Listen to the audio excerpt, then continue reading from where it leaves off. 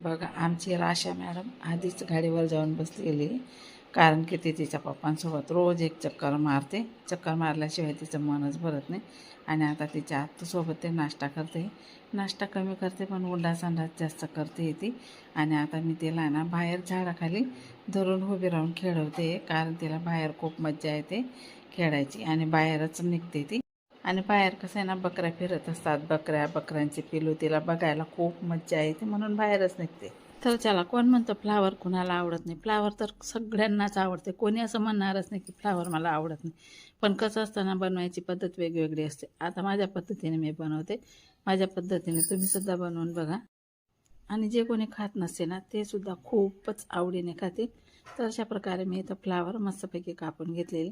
आता मी बादलीमध्ये थोडं कोमट पाणी घेतलेले आणि त्या कोमट पाण्यामध्ये मी फ्लावर इथं टाकून दिलेले. आता टमाटा, कोथिंबीर तर प्रत्येक भाजीला आपल्याला लागतोच. त्यासाठी मी इथं आहे ना, मस्तपैकी बारीक टमाटा कापून घेतलेला आहे. कांदा वगैरे नाही टाकायचा आहे. फ्लावरमध्ये मी कांदा कधीच टाकत नाही. आणि तुम्हाला जर टाकायचे असतील तर तुम्ही टाकू शकता, पण अशीच खूप चवीदार बनते.